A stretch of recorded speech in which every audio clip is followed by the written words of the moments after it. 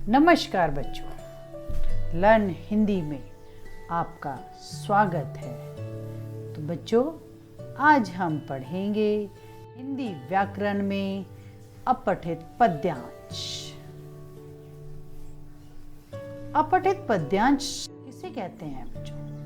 अपठित मतलब जो पढ़ा ना हो, पद्यांश मतलब कविता का अंश।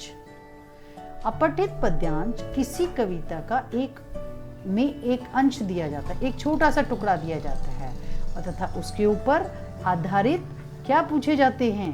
प्रश्न पूछे जाते हैं। ठीक है बच्चों, क्या पूछते हैं हम उससे हम प्रश्न पूछते हैं। यह कविता उसी कक्षा के पाठ्यक्रम की पुस्तक से नहीं दी जा सकती, यानी अपठित है तो जो बच्चों ने पढ़ा नहीं है वह मानेंगे ना हम, तो उनकी जो किताब लगी हुई है स्कूल में उससे नहीं होगा।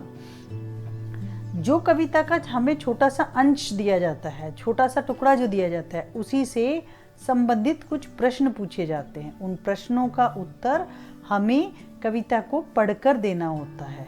तो जो कविता का जो अंश होता है बेटा, उसमें से जब हम प्रश्नों के उत्तर देते हैं तो वो कैसे देते हैं? हम वो पद्य के रूप में देते हैं, पद्य के रूप में नहीं देते, उनको गद्य के रूप में देखते हैं। देखो कैसे। इसके हल करने के कुछ बिंदु होते हैं, उनको ध्यान से देखेंगे। इनको हल करते समय निम्नलिखित बिंदुओं पर ध्यान देना अनिवार्य है। कौन कौन से हैं? कविता को 2-3 बार पढ़ना चाहिए, उसके भाव और अर्थ को हमें अच्छी तरह से समझना चाहिए, कविता को समझकर उसके उत्तर देने चाहिए। प्रश्नों के उत्तर कविता की लाइन में नहीं देने चाहिए, बल्कि अपने शब्दों में, गद्य में देने चाहिए। उत्तर सरल, स्पष्ट और कम शब्दों में होने चाहिए, उसमें उसका भाव व्यक्त होना चाहिए। तो सिंपल वे में हम कह सकते हैं कि बेटा कि हमें जो कविता है उसको पहले 2-3 बार पढ़ लेना चाहिए, अच्छे से उसको समझना चाहिए, फिर उनके प्रश्नों के उत्तर देने शुरू करने चाहिए। जो कविता है उसकी लाइनों में हमें आंसर नहीं देना है कि हमने उठाई और कविता की लाइन ऐसे के ऐसे ही उतार दी, नहीं, उनका आंसर गद्य के रूप में देना है, सेंटेंस के रूप में उसको समझ के उसका वाक्य बना के देना है। और उत्तर जो है सरल, स्पष्ट और कम शब्दों में होना चाहिए। चलो अब हम देखते हैं एक गद्यांश। देश, अब हमें यहाँ पर एक गद्यांश दिया है। देश हमें देता सब कुछ, देश हमें देता सब कुछ, हम भी तो कुछ करना सीखें। सूरज हमें रोशनी देता, हवा नया जीवन देती है। भूख मिटाने को हम सबको, धरती पर होती खेती है। औरों का भी हित हो जिसमें, हम ऐसा कुछ करना सीखे। पथिकों को जलती गर्मी में, पेड़ सदा देते हैं छाया। खुशबू भरे फूल देते हैं हमको, नव फूलों की माला। त्यागी तरुवर के जीवन से, हम भी तो कुछ जीना सीखे। देखो बेटा, ये इस कविता के माध्यम से कवि हमें बता रहा है कि देश, हमारा जो देश है वो हमें बहुत कुछ देना चाहता है। सूरज की रोशनी, सूरज हमें क्या देता है? रोशनी देता है। हवा क्या दे देती है? हमें नया जीवन देती है। और भूख मिटाने के लिए धरती हमें क्या देती है?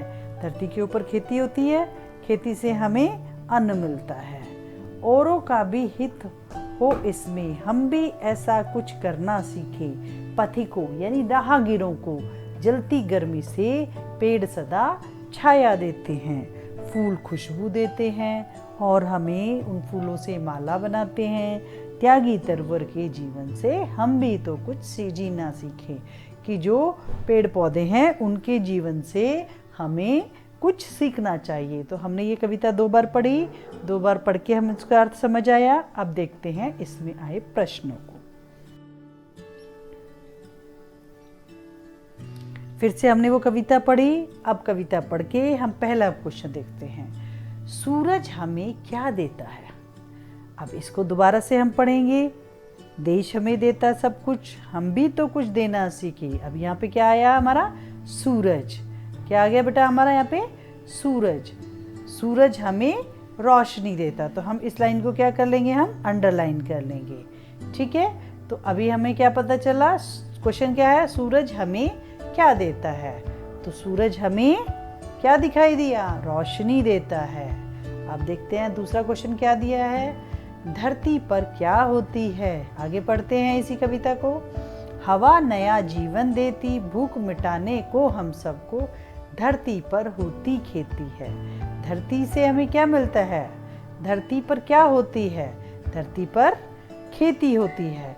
तो हम इस वाक्यों को कविता की पंक्ति जो कि तू नहीं उतारेंगे, इसको हम सही सेंटेंस में लिखेंगे। जैसे धरती पर क्या होती है? धरती पर खेती होती है। ठीक है, अगला वाक्य देखते हैं। पद्यांश में से 2 संज्ञा शब्द ढूंढकर लिखो। आपको पता है ना संज्ञा शब्द क्या कहते हैं? किसी कहते हैं किसी व्यक्ति, वस्तु या स्थान के नाम को। जैसे इसमें कौन कौन से संज्ञा शब्द हैं? सूरज, हवा, धरती, पथिकों, फूलों, तरुवर, बहुत सारे इसमें, पेड़, बहुत सारे हमारे इसमें संज्ञा शब्द हैं। तो हमें इसमें से ओनली 2 ही देने हैं, तो हम यहाँ पे लिख सकते हैं सूरज और धरती। फिर से हम अपनी कविता को ध्यान रखेंगे हमेशा। अगला क्वेश्चन कौन सा है? पेड़ सदा क्या देते हैं? पेड़ सदा हमें क्या देते हैं? अब देखो, हमने यहाँ तक पढ़ लिया था। अभी देखते हैं कि पेड़ सदा हमें क्या देते हैं? छाया।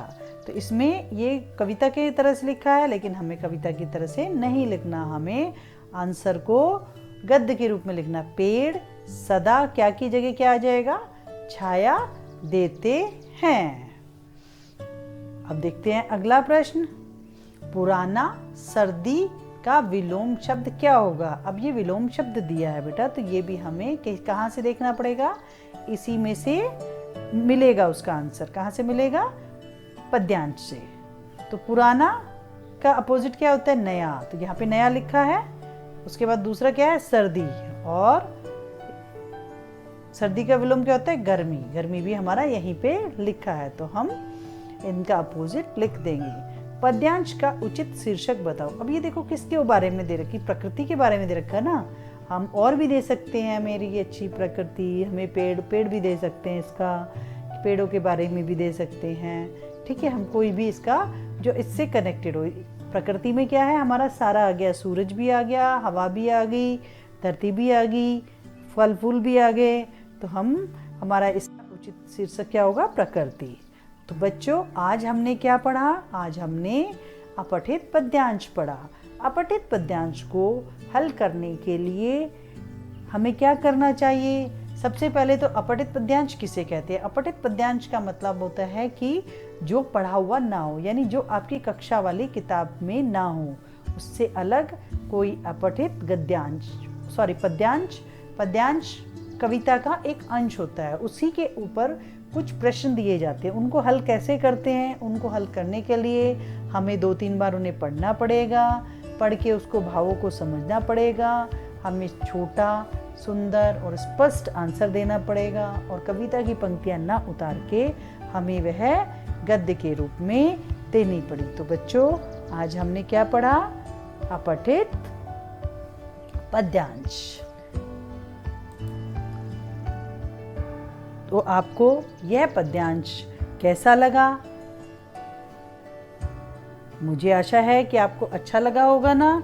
तो बच्चों, अब हम देखते हैं कि आपको कैसा यह पद्यांश लगा। यदि आपको अच्छा पद्यांश लगा तो आप इस वीडियो को लाइक करें, शेयर करें और सब्सक्राइब भी करें, और कमेंट भी कर सकते हैं। यदि आपको कुछ और वीडियोस चाहिए तो आप मेरे कमेंट बॉक्स में जाके कमेंट कर सकते हैं, जिससे कि मैं आपके लिए अच्छी से अच्छी वीडियो बनाऊं।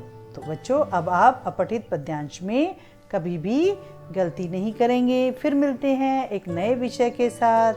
बाय बाय बच्चों। धन्यवाद बच्चों।